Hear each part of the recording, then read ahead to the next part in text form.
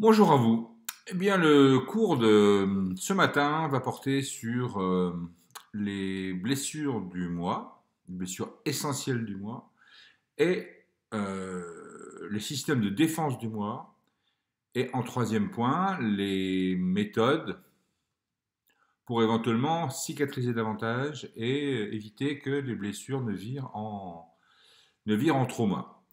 Alors, vous vous attendiez peut-être à ce que je suivent le plan, la taxinomie du DSM-4. Eh bien non. D'abord parce que vous êtes assez grand pour le faire vous-même, et puis parce que à l'usage, on s'aperçoit que le classement qui est proposé, qui est d'ailleurs parfaitement intelligent, correspond à un rangement à partir du moment où les patients ont été identifiés.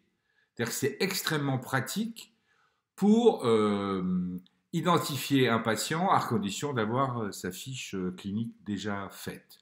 Je rappelle en plus que cet ouvrage, qui est la Bible de tous les psychiatres, psychologues, etc., etc., du monde entier, il est, euh, il est fabriqué à partir d'une axiomatique assez intéressante, ma foi.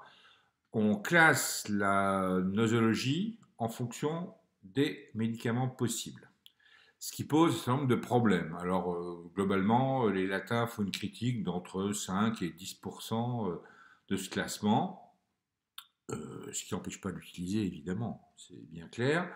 Mais là, ça me paraît un peu difficile de reprendre cette logique-là.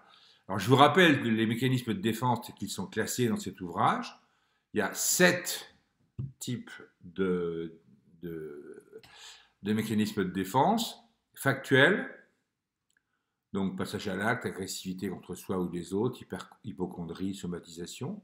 Borderline, clivage de représentation, ça veut dire que fondamentalement, la vision du monde elle est on-off, avec le risque d'une dissonance cognitive forte entre le monde tel qu'il est et tel qu'on aurait voulu qu'il fût.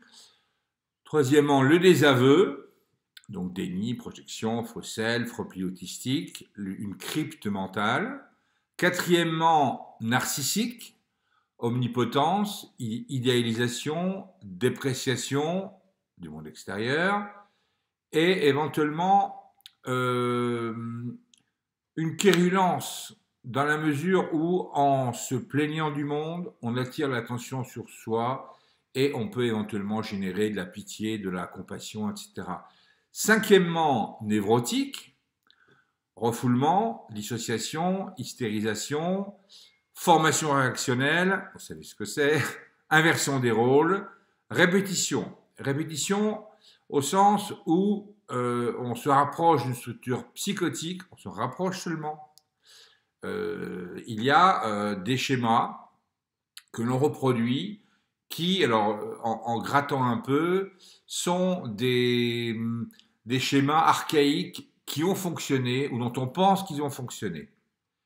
Alors, ce n'est pas psychotique parce que ce n'est pas une négation forcée du monde et il n'y a pas de désir que le monde participe de ces répétitions.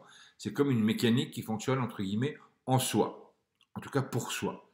Sixièmement, obsessionnel, donc intellectualisation forcenée, annulation rétroactive historisante. S'il y a des questions, vous me les envoyez. Isolation, c'est-à-dire que tout se passe comme si les affects étaient absents. Hein. Vous avez un discours qui est extrêmement froid, extrêmement logique, extrêmement abstrait. Voire une frénésie mémorielle, c'est-à-dire que le fait ne compte pas en soi, il compte dans la mesure où il participe d'une histoire qu'il ne faut surtout pas oublier. Donc on a un mécanisme de défense obsessionnel et le moindre détail va être mémorisé. Vous remarquez que ce sixième mécanisme de défense correspond à une logique autistique. Hein. Et enfin, dernier mécanisme de défense, celui qui est le plus efficace et socialement, individuellement, mature, affiliation, échange, altruisme, anticipation, humour et sublimation par la catharsis, l'art ou le sport. Le problème, c'est que les mécanismes de défense, sauf le dernier, sont extrêmement épuisants pour l'économie psychique. C'est-à-dire qu'on devient indisponible pour l'altérité, indisponible pour la relation. Et quand il y a relation, les autres sont considérés comme étant soit des éventuels héros, donc image du père, phallus tout-puissant, qu'il faut soit condamner, soit apprécier, ou alors comme des objets, c'est la réification, qu'il faudrait maîtriser pour éviter une altération du réel par un impromptu. Voilà. Donc ça, c'était le classement du DMS4. Vous le réécouterez lentement si vous enregistrez. Je vais vite parce que ça n'est pas du tout le système que je vais utiliser. Donc, on va passer au corps de l'exposé et d'abord, ce qui paraît simple, mais pas tant que ça, une répétition des phénomènes toxiques archaïques. Vous avez déjà normalement travaillé la chose, mais nous allons préciser en utilisant ce système-là. Vous êtes en phase de patient, vous ne savez pas encore ce qu'il a, donc la nosologie n'est pas encore repérée, donc vous êtes dans un état épistémologique de pré-nosologie, et vous avez en tête une checklist qui passe assez rapidement et qui s'établit à partir du symptôme. Alors attention, c'est pas j'ai la checklist et puis je regarde si le symptôme correspond. Ça, je vous rappelle que dans la théorie de l'épistémologie, c'est ce qu'on appelle l'hypothèse ad hoc, c'est-à-dire qu'on fait l'hypothèse en fonction de ce que l'on veut trouver. C'est pas ça que je dis, c'est pas ça que je conseille évidemment, mais plutôt le fait de dire j'ai un symptôme, j'en ai 2, j'en ai 3, j'en ai 4. Deuxièmement, je cherche des symptômes discrets que je n'ai pas intérêt à voir, c'est-à-dire ceux dont je sais qu'ils vont m'obliger à faire une hypothèse extrêmement compliquée, qu'on a tous tendance à évacuer, parce que on cherche un peu la facilité. Et ensuite seulement, je vais pouvoir identifier un phénomène toxique. Donc, le repérage des faits, qui peuvent être des épiphénomènes. 2, examen de ces faits en montrant qu'ils sont éventuellement signifiants, c'est-à-dire conjoncturels. Et puis, troisièmement, identification des faits qui sont éventuellement symboliques, c'est-à-dire conjoncturels. Donc, 1, épiphénomène, 2, conjoncturel, et 3, structurel. Et évidemment, les faits qui participent de l'analyse structurelle sont bien plus graves. Alors, phénomène archaïque. 1, la réification, l'instrumentalisation. Ça signifie que l'individu a été inscrit dans une histoire, non pas en tant que sujet, c'est-à-dire capable d'évolution, capable de seuil, capable d'altérité, capable de se modifier à l'altérité et de la modifier, mais en tant qu'outil. Alors, classiquement, vous le savez, mais je préfère le répéter pour être sûr, vous avez 2 grandes familles de réification et instrumentalisation. Vous avez la compensation, et vous avez la projection. La compensation, les parents ou la famille n'a pas pu réaliser un idéal, donc l'outil de cette réalisation va être l'enfant. Donc c'est la compensation. Et la projection, c'est autre chose, c'est-à-dire que la famille pense avoir réussi, mais veut impérativement que l'enfant soit la continuation en moins bien. La continuation de cette histoire. Donc ça implique une relation de suzeraineté où le caregiver, enfin le parent, est ontologiquement le suzerain et l'enfant est non moins ontologiquement le vassal. Deuxième phénomène toxique, il n'y a pas de hiérarchie évidemment, la fusion. Donc ça fait allusion à l'inceste focal, à la confusion des histoires, au déni de l'altérité. Quand une demoiselle de 12 ans répond au psy « Oh non, mes parents ont divorcé, mais notre divorce s'est bien passé », le nôtre est évidemment totalement obscène. Voilà. Je rappelle quand même que vous avez un certain nombre de mères qui, dans la diade, et là c'est légitime, sont totalement fusionnelles, mais qui n'ont pas été contrebalancées par un tiers séparateur. Et donc, il y a une fusion alors mentale, spirituelle, intellectuelle, sensorielle, somatique entre la mère et l'enfant, donc des allergies qui sont les mêmes, des règles douloureuses dans le cas des filles évidemment, des mécanismes de goût et de dégoût alimentaire auquel qu'ils soient, qui ne dépendent que de la fusion.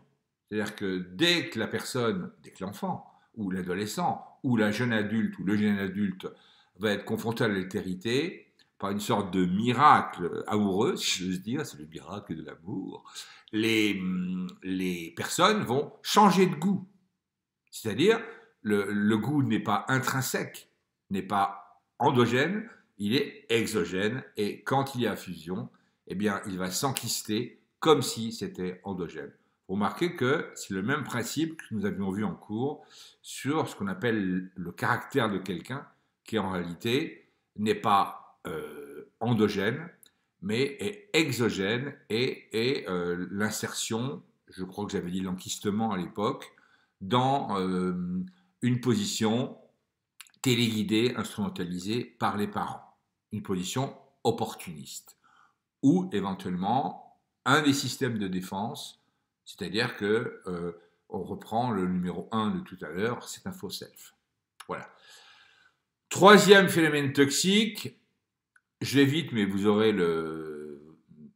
l'occasion de lire le support 1. L'abandon, l'absence de racines. Ça, ce sont les individus qui, pour X raisons, n'ont pas de racines, soit pour une absence historique, soit parce qu'il y a un énorme secret de famille qui va couvrir une filialité ou une filiation plutôt qui apparaît comme étant toxique, honteuse, insupportable, enfin, etc., etc. Quatrième élément, conflit de loyauté. Ça, c'est le pont aux ânes de l'adolescence, c'est-à-dire que systématiquement, quand le psychiste se trouve confronté à deux systèmes de fidélité, il va s'oublier et il va essayer de jouer le faux self numéro 1 pour complaire à un des pôles, le faux self numéro 2 pour complaire à l'autre, avec évidemment impossibilité de se structurer, ou alors enquistement d'une position qui n'est pas une position liée au libre arbitre, mais qui est liée uniquement à la pression extrêmement forte des deux pôles dont on parlait. Voilà. Point suivant, inhibition, castration, dévalorisation, non-narcissisation. Bon, je vous rappelle que dans la clinique, cela se perçoit si on analyse le nombre, enfin le pourcentage plus précisément, de narcissisation dans le discours familial. C'est-à-dire que en moyenne, un élève par exemple de 5e, ça a été mesuré, alors pas une grosse cohorte, hein, c'était avec moins d'une dizaine d'élèves, il faudra refaire l'étude, hein, si vous êtes intéressé, ça peut se faire. Et on s'aperçoit que globalement, un élève, il reçoit entre 140 et 150 phrases qui parlent de lui. Eh bien, sur ces phrases-là, moins de 10% en moyenne sont des phrases positives. Le reste, c'est ton lit n'est pas fait, tu ne déjeunes pas correctement, qu'est-ce que c'est que cet habit, arrivé en classe, oui, tu n'as pas ton compas, tu n'as pas ton cahier de texte, tu n'as pas appris tes verbes forts, etc., etc. Donc une série d'éléments qui vont morigéner, comme on dit, le jeune homme ou la jeune fille ou l'adolescent, etc., etc. Ce qui fait que l'idée, l'estime de soi, va être singulièrement abîmée, voire inexistante. Vous avez des adolescents qui disent « personne ne m'aime, je suis nul ». Eh bien, c'est vrai. C'est pas uniquement une sorte de théâtre, de théâtralité empruntée aux médias. Là, on touche quelque chose d'assez fort sur l'absence de certitude que le moi existe et qu'il a de la valeur, une valeur intrinsèque cette fois-ci. Point suivant, enfermement dans un personnage. Autrement dit, pour répondre aux demandes, on va trouver un personnage qui est un personnage opportuniste, qui correspond à la réalité des autres, mais pas la sienne. Donc, on va répondre en miroir aux demandes supputées des parents, on va répondre aux demandes supputées de l'école, on va répondre aux demandes supputées des autres, et on va se construire avec la difficulté que dès lors qu'on sent qu'on change de lieu, famille, école, monde sportif ou associatif, eh bien, on est amené à changer de personnage. Ce ne serait pas grave si le moi était structuré. Je vous rappelle que nous, adultes, si j'ose dire, ben, nous avons cette structure avec un moi structuré qui se prête, j'allais dire qui se vend, enfin bon, qui se prête aux usages sociaux, mais en le sachant. Ça veut dire qu'on joue le jeu en sachant que dès que la prestation sociale est assurée, on peut se retirer, non pas dans ses appartements comme dit Racine, mais dans des activités ressourçantes, amoureuses, musicales, artistiques, enfin, etc., etc., etc. Voilà. Point suivant, toujours dans les phénomènes toxiques archaïques, le flou entre institutions, affectifs, performatifs. Si vous constatez que la personne en face de vous, donc le patient ou la patiente, se définit uniquement en termes de performatif ou d'institutionnel, vous devez tiquer. C'est-à-dire que l'individu ne se sent valorisé que par rapport à une norme, et cette norme, elle est liée à la performance. Alors méfiez-vous, parce que vous-même qui êtes le produit de l'université française, pas que d'ailleurs, vous avez tendance à vous évaluer, et nous avons tendance à vous évaluer, et vous avez tendance à nous évaluer uniquement dans la sphère performative ou institutionnelle, les mandarins. Donc, méfiez-vous de vous-même et essayez de déniaiser cette espèce d'admiration performative devant celui ou celle qui a réussi, qui a eu le meilleur placement à l'internat, qui a des résultats sportifs, etc., etc., en disant ça, c'est un étayage qui peut être un étayage frauduleux. C'est un étayage uniquement pour essayer de retrouver une relation, un amour parental. Voilà. Autrement dit, dépasser ce niveau-là et chercher comment l'individu se définit affectivement. Je n'insiste pas trop sur le flou institutionnel dans la mesure où c'est assez facilement décryptable, si j'ose dire. Voilà. Et dernier point, la confusion entre la loi et l'humeur, c'est-à-dire que la loi implique un dégagement des affects, et si cette expression de la loi ou du règlement ou de l'éthique, hein, je simplifie pour l'instant, si l'expression de ces éléments fondamentaux sont contaminés par de l'humeur, l'autre n'entendra que l'humeur. On dit dans les tribunaux, par exemple, on demande aux experts psychologues et psychiatres, est-ce que le prévenu a accès à la loi? Et on peut très bien répondre non.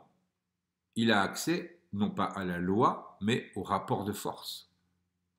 C'est-à-dire que devant un enseignant, devant un policier, devant un juge, devant un médecin, devant etc., donc toute personne qui est un phallus au sens psychologique du terme, eh bien la personne va mettre de côté ses désirs.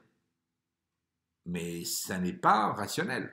Ça veut dire que dès que cette personne va se trouver en face d'une autre personne sans phallus, c'est-à-dire qui n'a pas l'aura du supposé pouvoir ou du supposé savoir, eh bien évidemment, elle va donner lieu à la réalisation des affects et ça va nous donner quelqu'un qui sera soit un enfant roi, soit une personne dans l'emprise. Forcément. Voilà.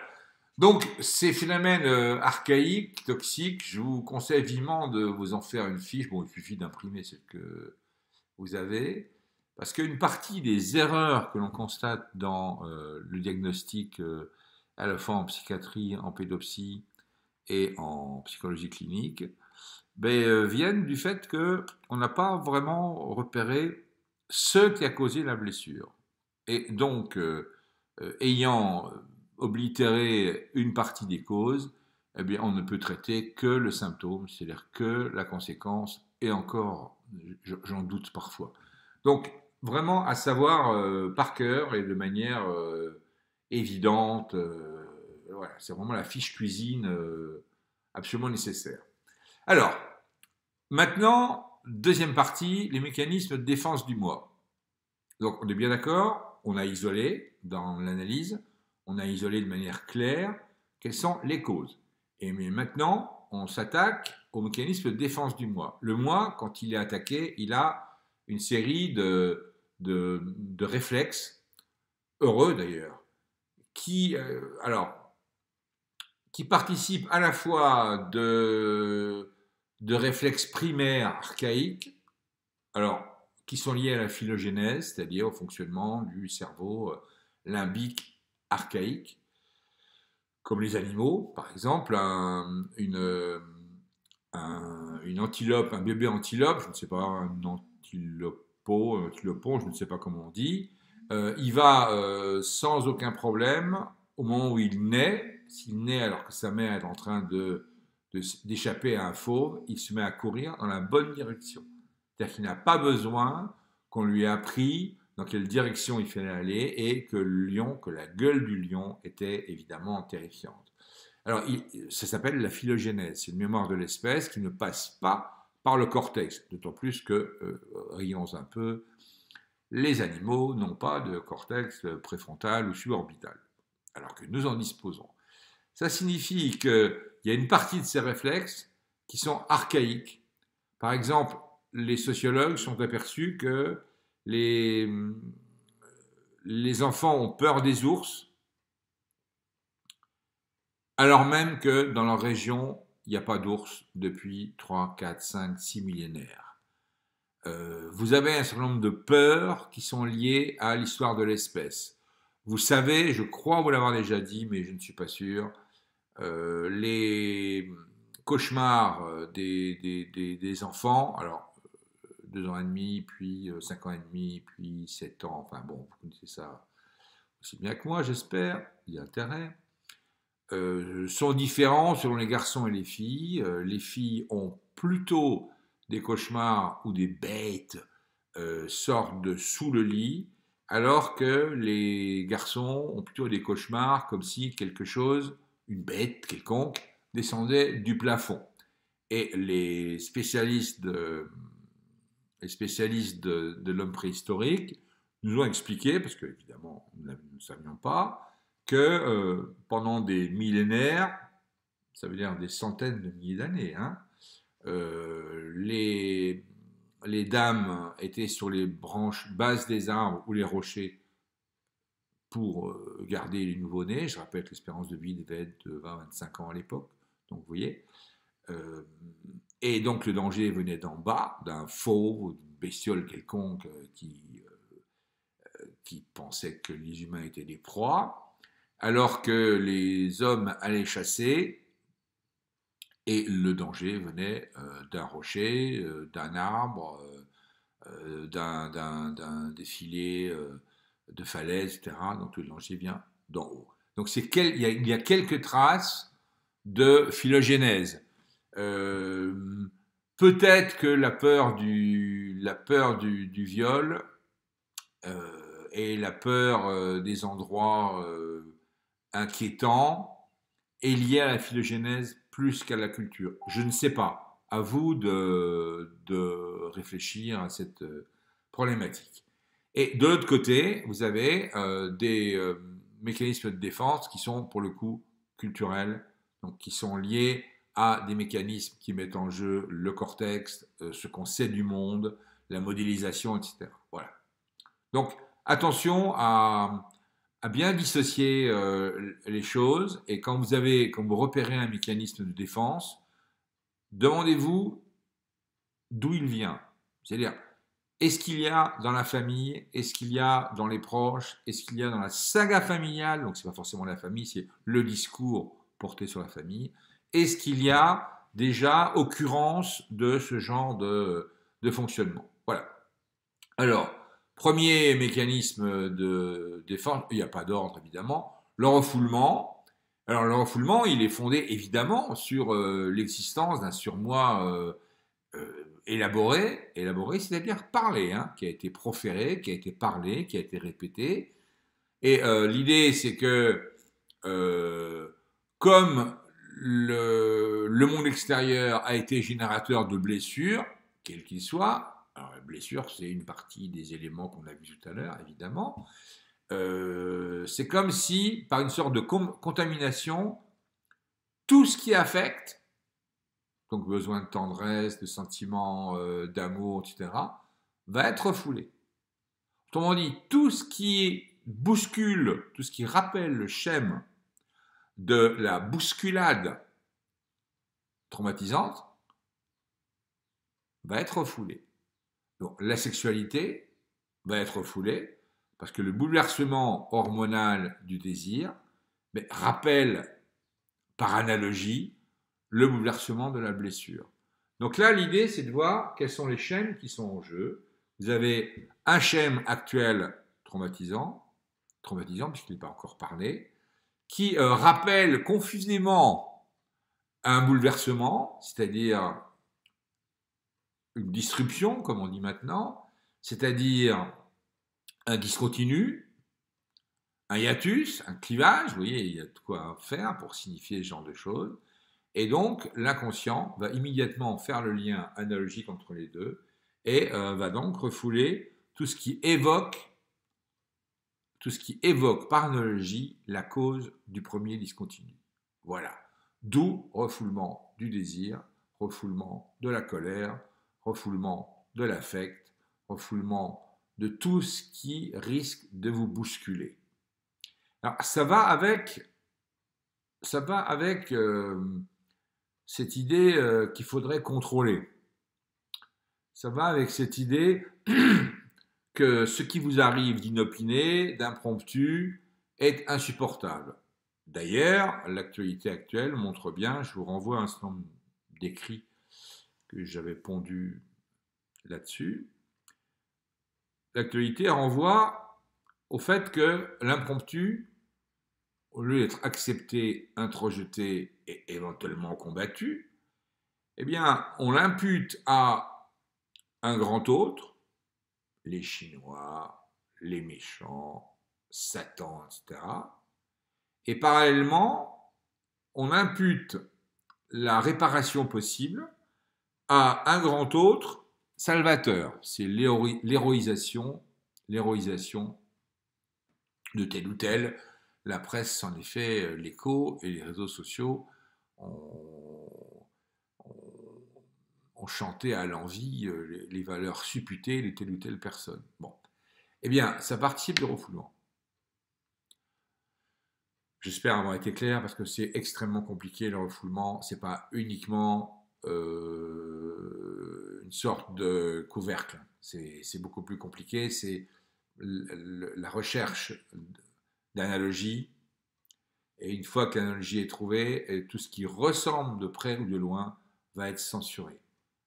Ça implique, ça induit, pardon, excusez-moi, ça implique des biais épistémologiques absolument considérables. Je vous renvoie non sans humour, je vous renvoie au test que nous avions fait, enfin que vous aviez fait sur le poème de Baudelaire, et je vous renvoie à votre hébétude pour certains, voire votre colère, je ne vise personne, à vous apercevoir que dans votre tête, il y avait cette espèce de bête qui était votre inconscient, qui avait scotomisé les éléments qui pouvaient éventuellement faire écho à des bouleversements antérieurs. Voilà. Eh bien, on est vraiment dans ce système-là. Nous avons tous été remués par le désir, la douceur, la douleur. Je reprends des éléments de Baudelaire. Donc notre inconscient, percevant une sorte d'analogie entre le mot qui vient et la situation passée, préfère simplifier la question en supprimant la perception. Et voilà. La mécanique est extrêmement nette. Alors dans la clinique, ça signifie que quand vous avez un système de refoulement, eh bien il faut pas seulement chercher ce qui a été refoulé, parce que ça, vous pouvez chercher des heures. Il faut se dire quels sont les éléments qui obéissent à des schèmes communs. Ça veut dire que le schème de refoulement actuel, qui induit une absence de perception de l'altérité, des sentiments, etc., etc., ce schème-là, à quoi correspond-il dans la vie du sujet? Et ça n'est pas la répétition, forcément, c'est l'analogie de schème. J'insiste parce que quand on confond, par exemple, des états autistes avec des systèmes beaucoup plus sophistiqués de névrose, eh ben, c'est qu'on a pris au premier degré le symptôme. Eh bien, même le symptôme, il faut l'analyser avec intelligence, si j'ose dire. C'est-à-dire que en cherchant ces éléments analogues. C'est-à-dire que le symptôme n'est pas en soi intéressant, donc c'est pas binaire en quelque sorte, mais il est la reproduction d'éléments archaïques qu'il faut évidemment trouver. Alors plus vous avez de culture, plus vous avez lu, plus vous avez rencontré des schémas anthropologiques, si j'ose dire, dans la Bible, dans Homère, dans Shakespeare, dans Cervantes, dans les textes védiques, dans la littérature, plus j'ai à même de dire, tiens, ce que je vois, enfin ce que j'entends du patient, me rappelle telle histoire. Et vous devez avoir une démarche heuristique, c'est-à-dire que à partir de ce que je sais, l'histoire du patient, hein, l'anamnèse du patient, le récit par le patient de son histoire, je vais chercher des éléments analogues que j'ai déjà rencontrés.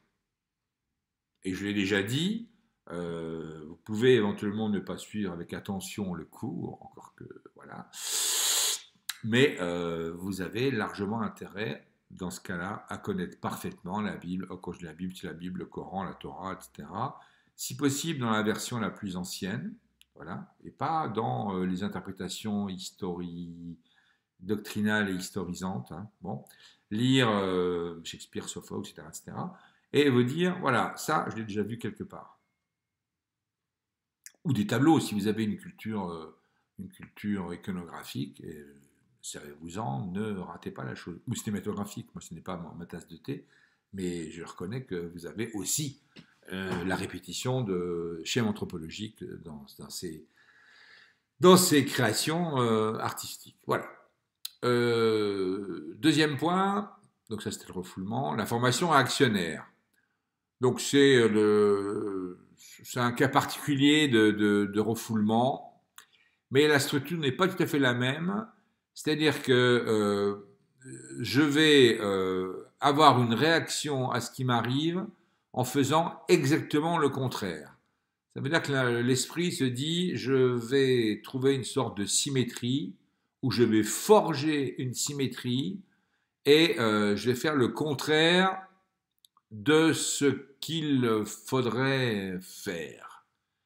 Le problème, c'est que c'est pas plus libre que si on se laisse totalement réifier. Donc la réaction qu'on appelle souvent caractérielle d'ailleurs de l'adolescent, qui fait l'exact contraire de ce qu'on lui demande de faire, c'est un mécanisme de défense.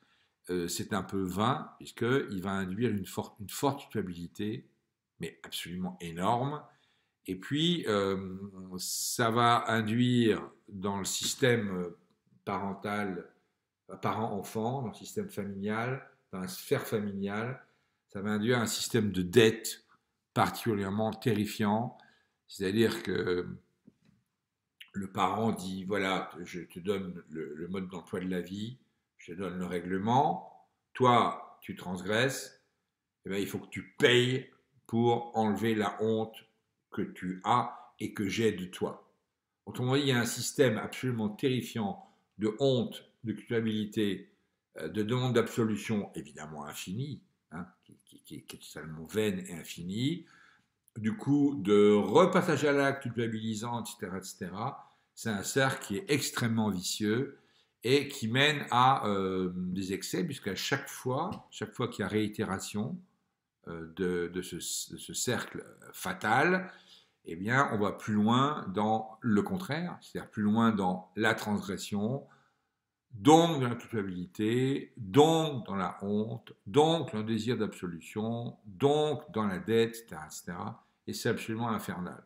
Donc la formation réactionnaire, j'insiste parce que on le sait tous, vous avez déjà rencontré l'expression, mais bizarrement, dans les synthèses cliniques, c'est quasiment jamais cité. Pourquoi? Je ne sais pas. Enfin, j'ai une hypothèse, c'est que si vous-même, vous n'avez pas été clair sur vous-même,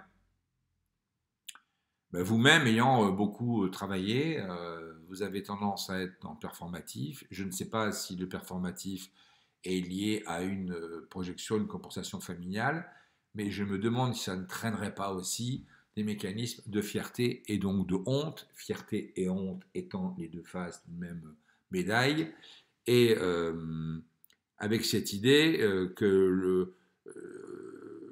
on pourrait transgresser, mais on ne le fait pas pour faire plaisir à papa, maman.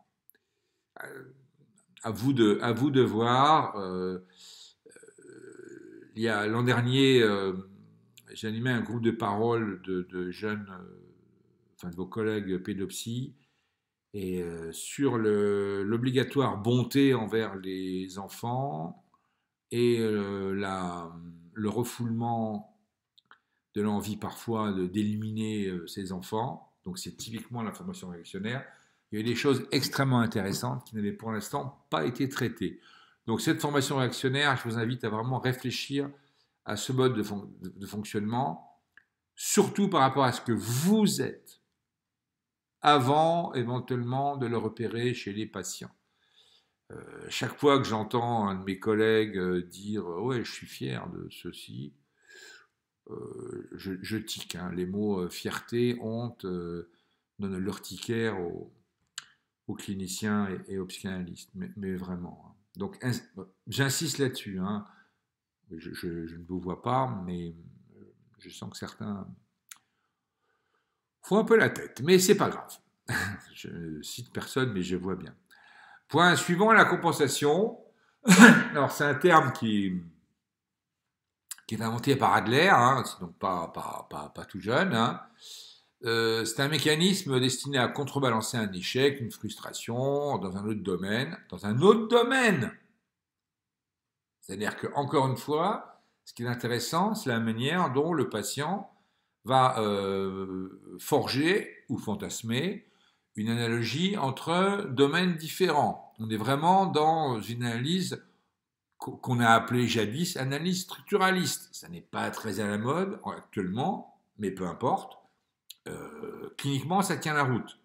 Donc, la compensation, vous avez un manque quelque part, affectif, il est compensé par la boulimie.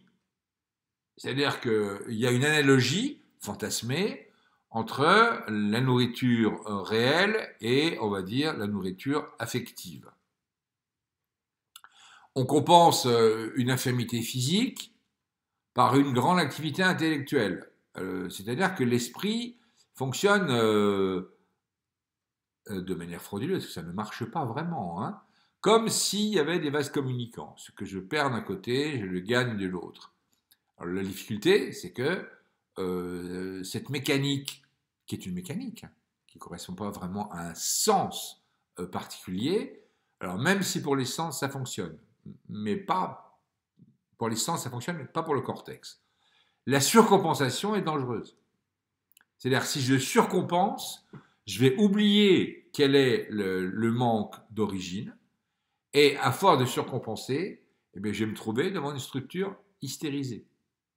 C'est-à-dire que le signifiant final n'aura plus aucun lien avec le signifié d'origine. Vous vous souvenez du petit schéma d'hystérisation qui vous avait bien plu, j'ai beaucoup travaillé, il faut dire, avec le signifié d'origine qu'on ne peut pas dire et qui va être déplacé, condensé, symbolisé jusqu'à avoir une expression, un signifiant énigmatique. Voilà. Donc attention à ce genre de mécanisme. Alors, l'idée c'est que quand vous avez ce système de fonctionnement, vous risquez d'avoir une compensation d'un sentiment d'infériorité. C'est-à-dire que vous allez avoir des éléments de mégalomanie, mais qui ne sont pas une surnarcissisation, qui ne sont pas une narcissisation. C'est uniquement une compensation. Je serai le maître du monde, c'est pas une narcissisation, parce que sinon la personne pourra vivre dans l'altérité et échanger, n'a pas besoin d'avoir un mauvais objet, qu'il soit juif, homosexuel, etc., etc. Il n'aurait pas besoin de ça. Donc la mégalomanie, c'est la compensation d'un sentiment d'infériorité qui n'est pas traité en tant que tel. Parce qu'on pourrait très bien dire sentiment d'infériorité par rapport à quoi? Et quand vous grattez un peu, par rapport à un désir maternel, ah bon, parce qu'il faudrait s'y conforter. Oh ben oui, bien sûr. Eh ben non, puisque ce désir qui est souvent sur le mode performatif, il est pervers. Donc quand on décortique la chose, quand on décortique la mécanique, elle est facile à comprendre. Si on prend la mégalomanie en soi, un peu comme ce que fait le DMS4 dont je parlais tout à l'heure, là on a difficulté à décortiquer le système. Voilà. J'espère que vous avez compris. Sinon, question. L'annulation rétroactive. Alors, bon, ça c'est relativement un mécanisme simple. C'est je recherche d'annuler ce qui s'est produit. C'est-à-dire, je l'annule, alors soit par le déni, soit par la délégation, soit par la scotomisation. Ça a déjà été vu et vous le savez aussi bien que moi. L'idée, c'est de se dire, je vais me défaire la culpabilité et de l'angoisse, ça n'a pas existé, donc en voiture Simone, il n'y a pas du tout de problème. Annulation rétroactive.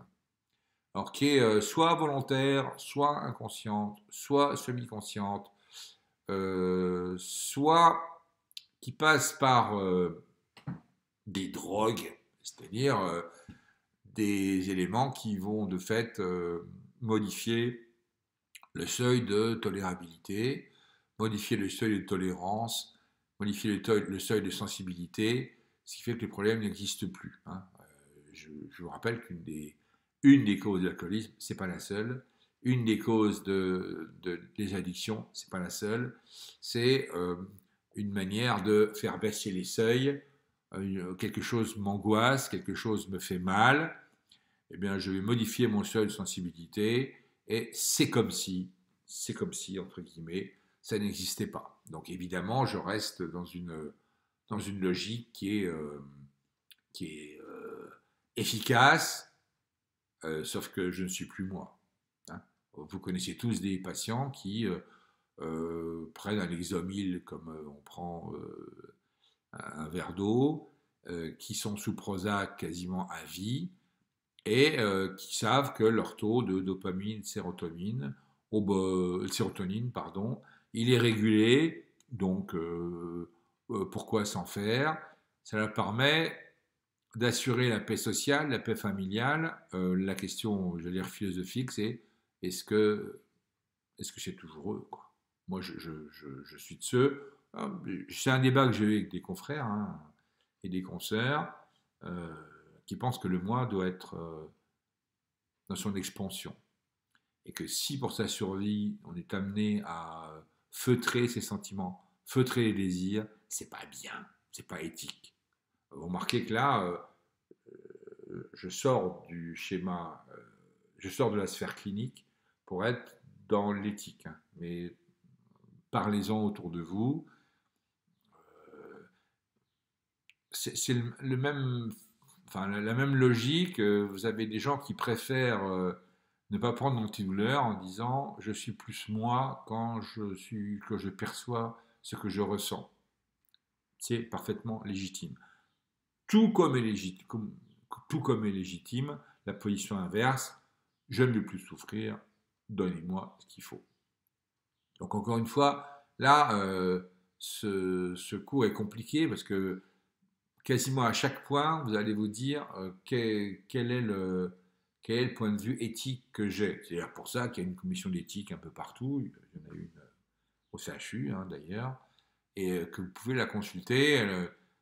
Et elle vous donnera une indication. Finalement, c'est vous qui ferez quand même, hein. Mais ça vous donne quand même un étayage qui est particulièrement efficace. Enfin voilà. Point suivant, la projection.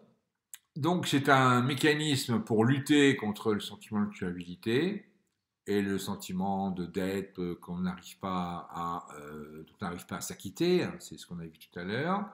Alors on attribue à autrui des faits de sa propre personnalité. La projection peut aboutir à un sentiment de persécution et à force de projeter ma culpabilité sur l'autre, j'essaie de m'en débarrasser.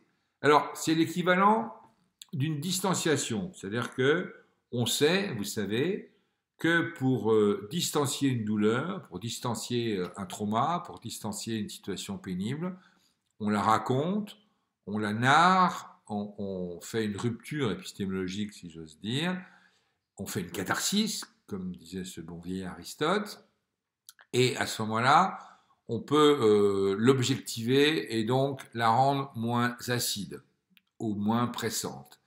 Eh bien, la projection, c'est la même chose, sauf que faute d'objets signifiants, donc faute de langage, faute de technique artistique, faute d'outils d'expression, eh bien, on va projeter sur l'autre. C'est-à-dire que on projette sur autrui qui devient le même en pire. C'est intéressant, sauf que ça implique de trouver des bourreaux, enfin des gens qui se prêtent à la posture de bourreau, des gens qui se prêtent à la posture de victime. Alors, la question qui est souvent posée, c'est est-ce qu'on est ontologiquement victime ou ontologiquement bourreau? La réponse que je fais systématiquement, et je ne suis pas le seul, c'est évidemment non. Quand quelqu'un est victime, il faut lui dire, vous n'êtes pas victime, vous êtes vous, alors Gertrude, Germain, Abdel, enfin, ce que vous voulez, et vous avez rencontré un salopard. De la même manière, quelqu'un qui est cancéreux et qui se définit comme cancéreux, non, vous n'êtes pas cancéreux, vous êtes vous, Gertrude, Germain, Abdel, c'est ce que j'avais dit, et vous avez rencontré un crabe, c'est-à-dire une maladie dont on peut penser que c'est un individu un peu salopard. Ça veut dire que il faut impérativement refuser de se laisser essentialiser par ce qui vous arrive. Si vous n'y arrivez pas, eh bien vous allez avoir tendance à projeter sur autrui. Alors projeter soit sous forme de grand autre, formule lacanienne extrêmement intéressante, soit projeté dans un système de quérulence organisée. Quérulence organisée, donc vous allez être dans, enfin le patient, pas vous, va être dans la plainte permanente ou une posture de compliance généralisée, c'est-à-dire je vais chercher à plaire à tout le monde en projetant ce qu'on voudrait que l'on fît pour moi. Voilà. Système intéressant à étudier, hein. classique dans la mesure où il est soutenu, enfin il est soutenu, je ne suis pas sûr, enfin il est analogue à ce qui fait le corps des médias sociaux, des réseaux sociaux. C'est-à-dire on se trouve des idoles, des bons objets, et on se trouve des neuneux, c'est-à-dire ou des méchants, des mauvais objets. Donc ce clivage bon objet, mauvais objet, il participe d'une projection d'autant plus efficace que l'individu a eu un blocage, on l'a déjà vu aussi dans les troubles d'attachement, au niveau du stade anal. C'est-à-dire que au lieu d'admettre que le monde n'est pas on-off et qu'il est plus sophistiqué, donc au lieu d'admettre l'ambivalence, on est resté à un monde très archaïque du clivage. Bon, pas bon, agréable, pas agréable, etc. Et évidemment, ça favorise la projection. Donc, comme on se dit que nous sommes du bon côté, et bien l'autre est ontologiquement du mauvais.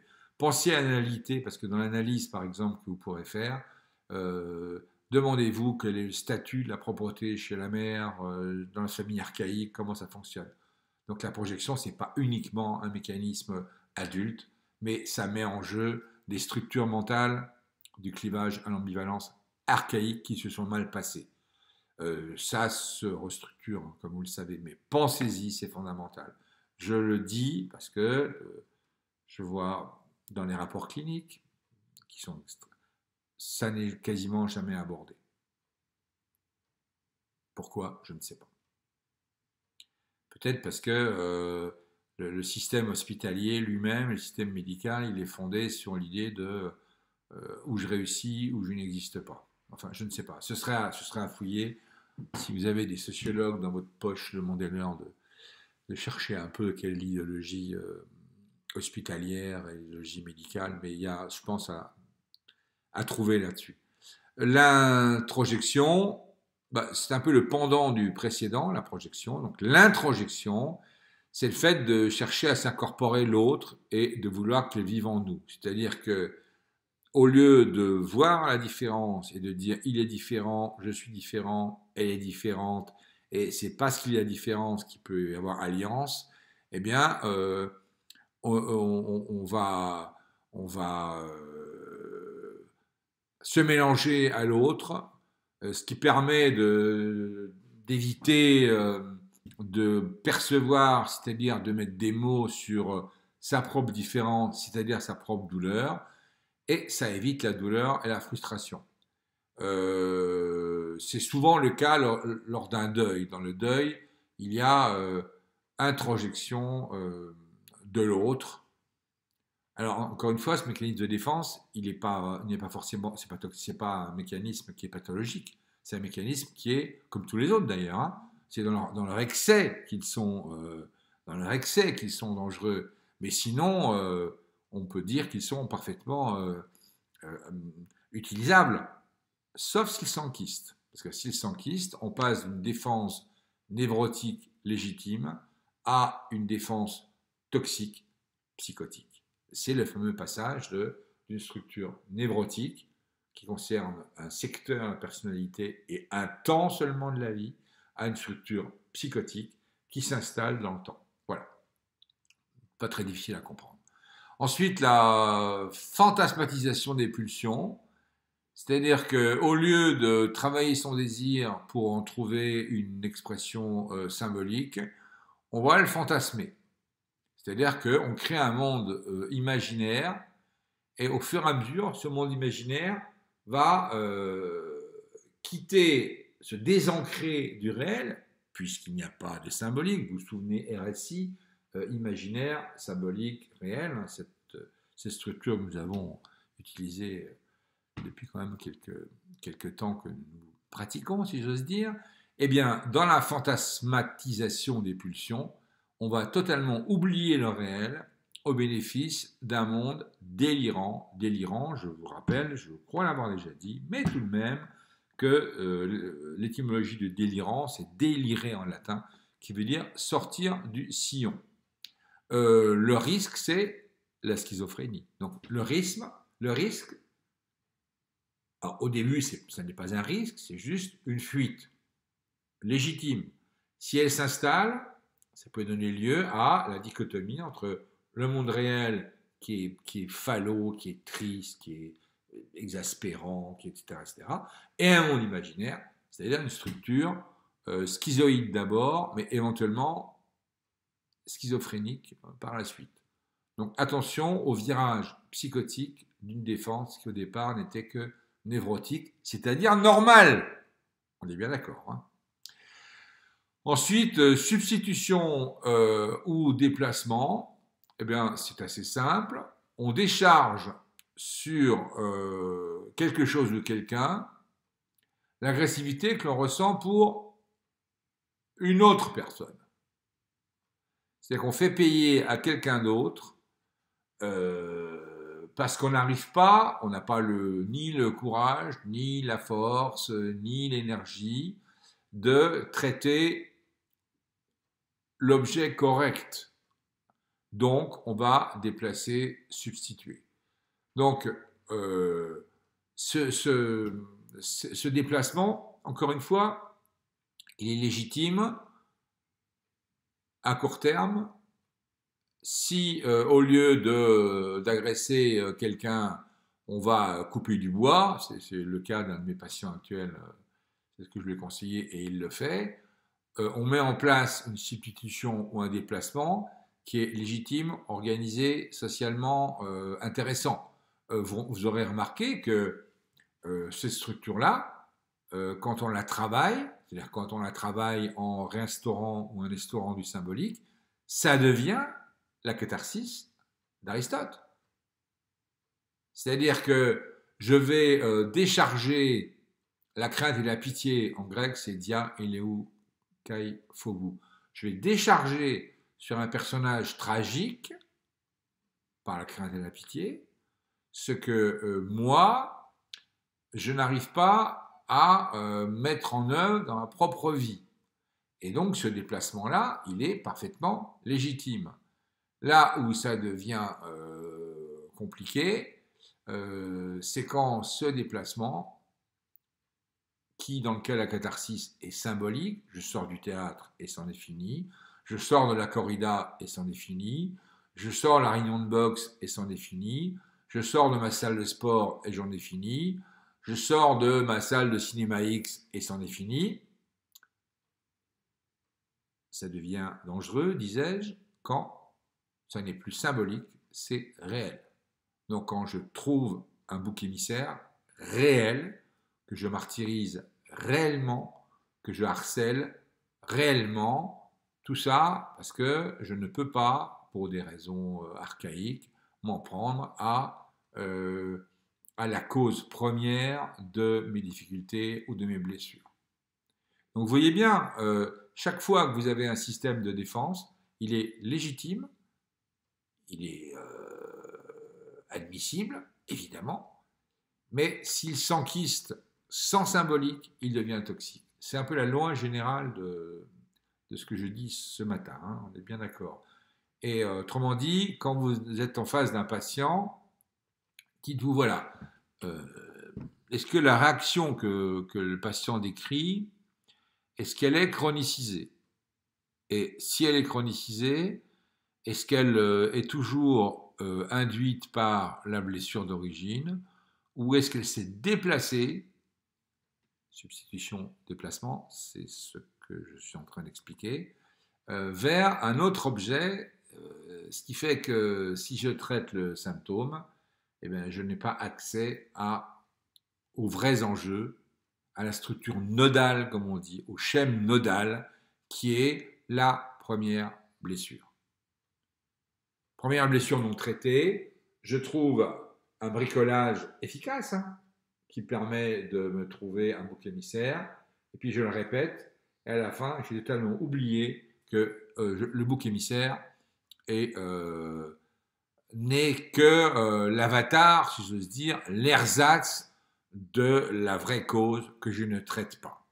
C'est un thème extrêmement courant dans les films sur les tueurs en série qui instrumentalisent sans imagination avec un rituel qui est tellement répétitif que c'est leur signature, donc ils se font prendre par les forces de police à cause ou grâce à cette signature, grâce à cette chronicité répétitive, et qui finalement, après analyse, euh, laisse, laisse penser que la seule vraie victime dont ils auraient dû régler le compte symboliquement, c'était le père ou la mère ou quelqu'un de la fratrie, voilà, mais symboliquement, pas réellement.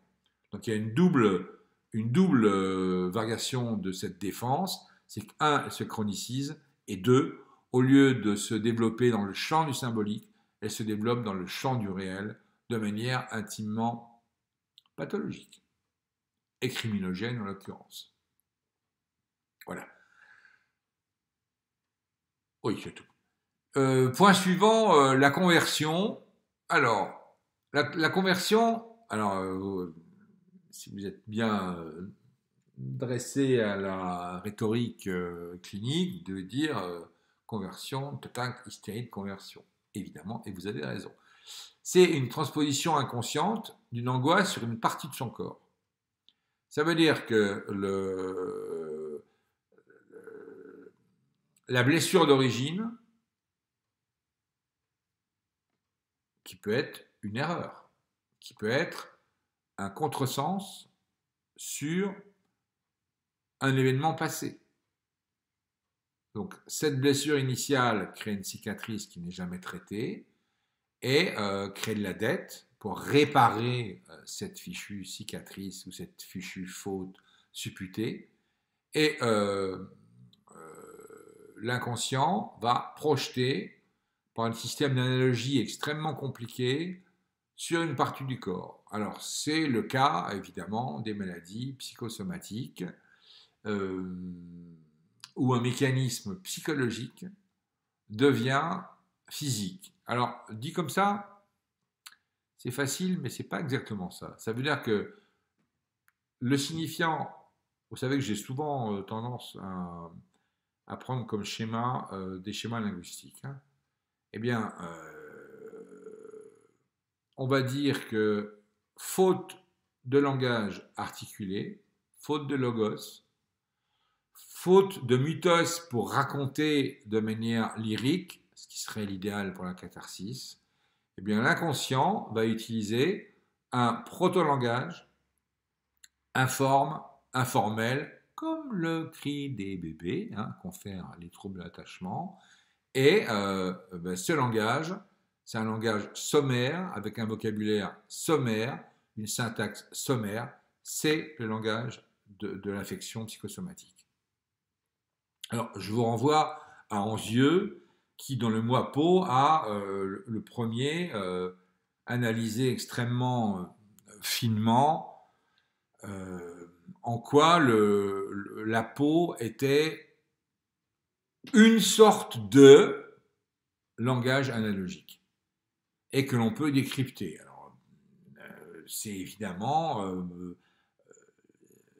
une sémantique qui est beaucoup plus compliquée parce elle participe de l'individu ou au mieux de la saga familiale et elle n'est pas forcément compréhensible par le reste du monde. C'est-à-dire que c'est un langage qui n'est pas un code, si j'ose dire.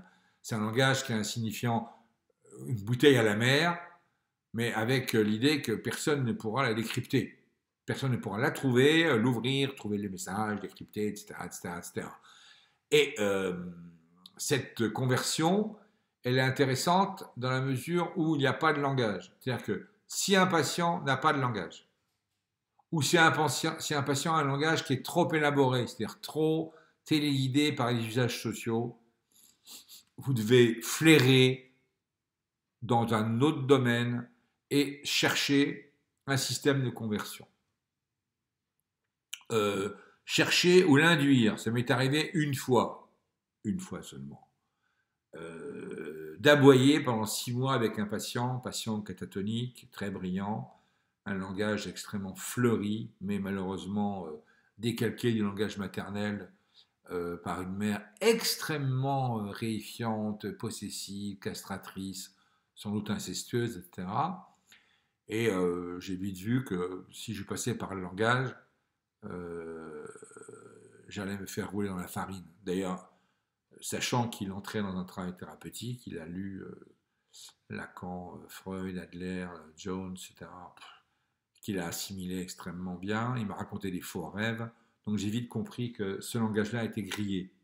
Donc l'idée, c'est d'induire une conversion, c'est-à-dire d'induire un proto-langage. Et j'ai aboyé, et pendant 6 mois, nous avons aboyé tous les deux. Et en aboyant, en réalité, on peut élaborer une soixantaine de sèmes, enfin d'éléments sémantiques sur on va manger, on va se promener, tu ne devrais pas faire ça, tu déconnes, attention, etc., etc. Bon, évidemment, je ne mets pas un vrai discours canin, hein, mais à partir du moment où l'autre acceptait et avait le même, ça permettait d'avoir un langage vierge de la mer, si j'ose dire, et donc d'avoir un système de conversion, mais pour le coup volontaire et non pas involontaire, conscient et lié à notre propre libre arbitre. Il aurait pu refuser la première fois où je me suis mis à aboyer dans le bureau où se faisaient des consultations à la pitié. J'ai aboyé comme un vieux chef de meute devant un petit chiot. Il m'a regardé totalement interloqué. Interloqué, le mot est intéressant. Et au bout de quelques minutes, il a fait ouh, ouh, ouh. Donc il se mettait dans la posture, il avait raison, d'un petit chiot apeuré, mais quand même en quête d'une protection.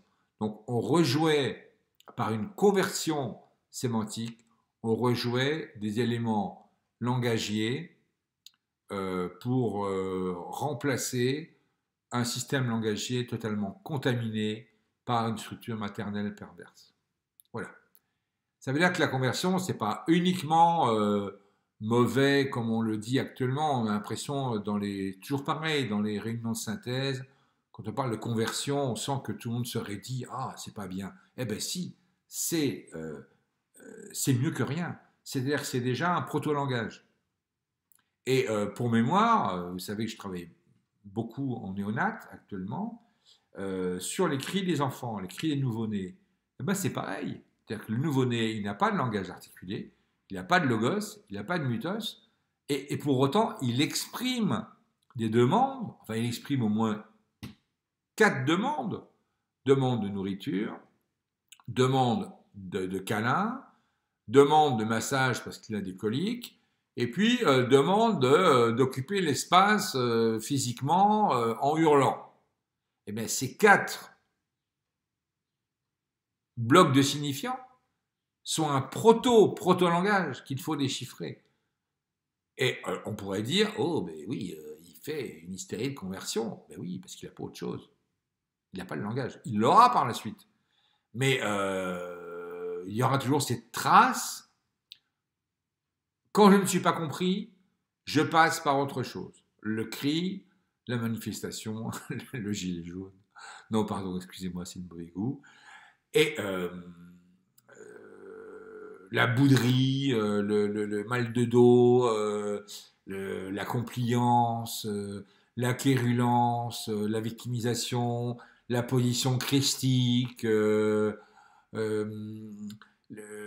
une sémiologie du corps abattu, etc., etc., de manière à ce qu'on vous dise ben alors comment tu vas. Ça, ce sont des attitudes qui sont liées à des proto-langages extrêmement efficaces. Alors, conscient ou non, la plupart du temps, ça devient inconscient. Et quand ça se chronicise, c'est pour le coup de plus en plus inconscient. Voilà. Ensuite, la cérébralisation. Donc, on n'exprime pas ce que l'on ressent, tout reste au plan intellectuel. C'est-à-dire, pour éviter une montée des pulsions, on reste à des éléments objectifs. Donc, au lieu de parler de souffrance, on va dire, oui, je suis passé à tant de tension, j'ai mon cœur qui est passé à 180. C'est-à-dire qu'au lieu de dire j'en bave, j'en crève, c'est pas possible, on va se décrire de manière clinique, mais clinique froide. sans aucune empathie. Tout ce qui est de l'ordre du pathos, c'est-à-dire de l'émotion forte, tout ce qui est de l'ordre des sentiments, de la passion, va être totalement exclu. Donc méfiez-vous parce que dans la structure médicale,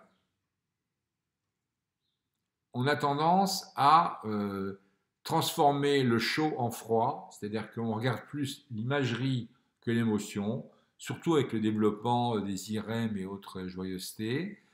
On a tendance à objectiver et à considérer que la pathologie, qu'elle soit mentale ou physique ou somatique ou les deux, on va la traduire en éléments que l'on peut écrire, que l'on peut décrire et écrire. Ça va refroidir. Donc fondamentalement, notre métier participe d'une cérébralisation. Et or, l'émotion, ça ne se réduit pas forcément à ces signes cliniques.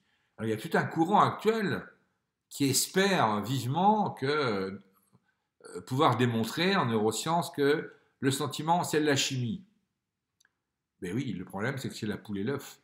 C'est-à-dire qu'en effet, on prend quelqu'un qui est dépressif, on lui donne des anxiolytiques antidépresseurs, et sa chimie du cerveau va s'améliorer. Oui, mais en même temps, quand on lui parle et quand on fait un travail analytique, sa chimie s'améliore aussi. Ça veut dire qu'en réalité, c'est la poule et l'œuf. Si avec des mots, je peux exciter quelqu'un, je peux exciter sexuellement, c'est donc que les mots peuvent agir sur le physiologique. Et inversement, si j'ai une émotion sexuelle, je vais pouvoir la parler, c'est-à-dire en produire des signifiants. Enfin, j'espère pour le ou la partenaire, bien évidemment. Eh bien, cette cérébralisation qui est liée au développement de la technique, du mode de fonctionnement, c'est un mode de défense. Ça veut dire que si vous êtes tout content de faire un tableau clinique, vous risquez de reproduire en miroir la cérébralisation que le patient fait sur ses propres émotions. Donc vous avez un beau tableau clinique bien fait, mais le patient, il reste avec son émotion, avec sa passion, avec ses sentiments qui sont en train de lui pourrir la vie et qui agissent comme une sorte de volcan intérieur qui acidifie tout. Donc, méfiance. Alors, bien évidemment, le pathos n'est pas suffisant. Cela dit, moi, je vous conseille vivement, je l'ai déjà dit, mais je le redis encore une fois, n'est-ce pas? Si vous vous habituez à être à l'aise dans le passionnel, donc à être à l'aise dans le lyrique, l'opéra, Mallarmé, la tragédie grecque, Racine, vous pourrez apprivoiser ce pathos. Or, il se trouve que le choix de votre profession, excusez-moi, c'est souvent lié au désir de cadrer le pathos. Pas seulement les psychiatres, marions un peu, ou les pédopsies, mais il y a cette idée que le pathos est un monde un peu effrayant, la forêt de Brocéliande, la peuplée de bêtes, de druides et autres entités magiques. Eh bien, par le savoir, par le logos, je vais m'en prémunir. Eh bien non, tâchez d'avoir un mouvement inverse en disant, je vais aller du côté du pathos.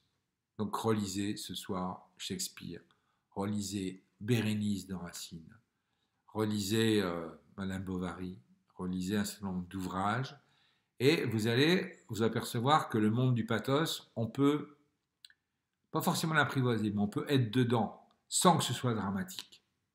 Et à partir du moment où vous l'acceptez, mais vous pouvez entrer dans l'empathie avec le sujet, c'est-à-dire le patient, pour l'aider à décérébraliser son affect, en retrouver l'énergie et la forme première, de manière à ce qu'il puisse identifier les affects premiers, identifier les schèmes premiers, les dire autrement, alors parfois avec lyrisme, parfois sans.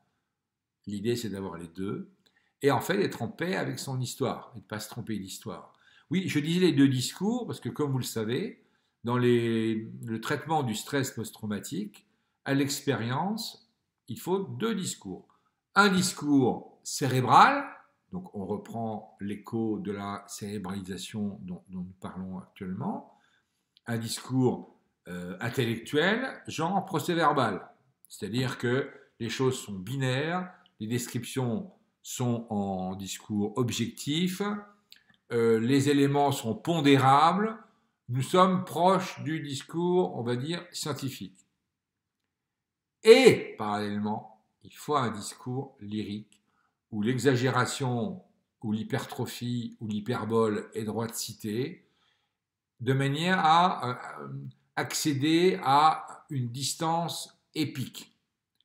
Nos camarades africains nous ont appris cela, enfin réappris, parce que normalement, avec Aristote, on le savait déjà, qui, lors de fêtes thérapeutiques d'exorcisme, transforme l'histoire du sujet malade, alors plus délirant que dépressif. En Afrique, ils ont plus de délirants que de dépressifs, et nous avons plus de dépressifs. Je ferme la parenthèse. Et on transforme l'histoire du sujet en épopée. Et c'est-à-dire que on évite la fameuse cérébralisation dont je parlais. Et on en fait quelque chose d'épique qui devient tellement épique qu'évidemment, il y a un détachement de l'histoire du sujet. Et ça en permet le récit une fois, deux fois, trois fois, quatre fois. Ça permet l'appropriation par le griot et les autres griots. Donc, ça dégage la pathologie du sujet pour en faire quelque chose de collectif, quelque chose de grand, quelque chose de beau.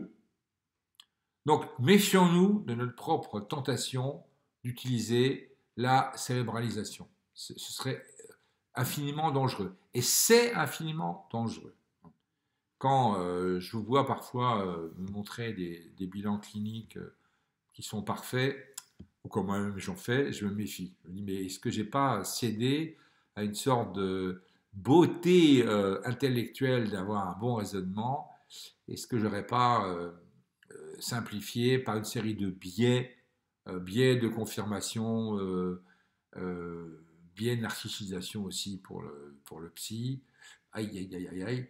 Est-ce que je peux passer à côté d'un symptôme discret? Donc attention parce qu'on fonctionne un peu comme les patients. Hein, voilà. Et notre culture, la culture de quelqu'un qui a bac plus 7, 8, 9, 10, 11, etc., participe de cette cérébralisation. Il y a une phrase, mais je ne sais plus l'auteur, mais le sang sèche vite en entrant dans l'histoire. Je ne sais plus qui l'a dit. Si vous savez, vous me le dites, je n'ai pas retrouvé. Le sang sèche vite en entrant dans l'histoire. C'est-à-dire qu'on parle de mort et ça devient des chiffres et on oublie que c'est des cadavres. Voilà. Donc ça, c'est un des mécanismes de défense nécessaires. Il y a des gens qui assistent à l'agonie d'un proche et qui vont leur prendre l'attention et écrire sur un petit carnet ce qui se passe. C'est légitime, sauf si ça se chronicise. Et sauf si ça, au lieu d'être uniquement réservé au secteur du psychisme qui assiste au décès, à l'agonie de quelqu'un, sauf si ça s'étend à tous les secteurs d'activité du psychisme. Là, on est dans la pathologie lourde. Voilà. Ensuite, vous avez la régression. Oh, ben, c'est relativement simple. Je reviens à un stade antérieur, je me sécurise. Alors, la difficulté, c'est que à quel stade vais-je m'arrêter? Eh bien, dans l'évolution, c'est dans le cours sur le trouble d'attachement, hein, donc vous pouvez le retrouver, mais vous avez un certain nombre de seuils, et les seuils correspondent à l'acquisition ou non de langage et de voies, de sentiers qui permettent d'aller vers l'extérieur. C'est-à-dire que l'individu a besoin régulièrement soit de tiers séparateurs, soit d'une structure qui est un tiers séparateur pour aller vers l'altérité. Sinon, il devient incestueux. Eh bien, la régression, c'est toujours le retour vers une situation pré-seuil. C'est-à-dire que je m'arrête dans l'illusion que je n'ai pas de seuil à franchir. Donc je suis dans le giron maternel et je n'ai pas à sortir vers le monde extérieur. Je suis à la maison et je n'ai pas à aller à l'école pour me confronter aux autres. Je suis dans mon collège et je n'ai pas à me confronter à des gens d'âge différents. Je suis dans ma meute et je n'ai pas à me confronter, etc., etc. C'est-à-dire que l'agression, c'est une sorte de fantasme d'un utérus, quel qu'il soit, mais où l'interface avec le monde extérieur n'existe pas. Alors, c'est évidemment intéressant parce qu'on se trouve une bulle, alors une bulle physiologique, une bulle intellectuelle, une bulle psycho-affective, mais ça ne peut durer qu'un temps. Encore une fois, cette régression qui provient d'une frustration à ne pas pouvoir advenir à l'étape N+1, à ne pas pouvoir communiquer avec un système étranger, à ne pas apprivoiser un élément impromptu, eh bien, ça me fait régresser, ça me fait revenir à un stade bien heureux où je n'avais pas à affronter l'altérité, quelle qu'elle soit. C'est, encore une fois, ponctuellement légitime. Si ça se chronicise, ça devient intimement dangereux. Intimement, parce que le moi, au lieu d'être nourri par l'impromptu, par l'altérité, par les goûts des autres, les dégoûts des autres, la négociation avec les autres, va se conforter de son propre moi et on arrive à des situations solipsistes. Alors, confondez pas avec l'autisme, hein. On est bien d'accord. Hein. L'autisme, c'est pas tout à fait c'est pas la même logique. Là, on est dans le solipsisme, c'est-à-dire que je suis autonome sans évoluer. Voilà. Point suivant, le déni du réel. Donc, je refuse de voir un fait réel tel qu'il est pour ne pas changer. C'est-à-dire que je vais pétrifier le monde extérieur. Alors, ça participe d'un système de biais méthodologiques, mais qui vont être extrêmement... Attendez, je suis obligé de couper, j'ai un coup de téléphone important, je suis désolé. Je reviens dans quelques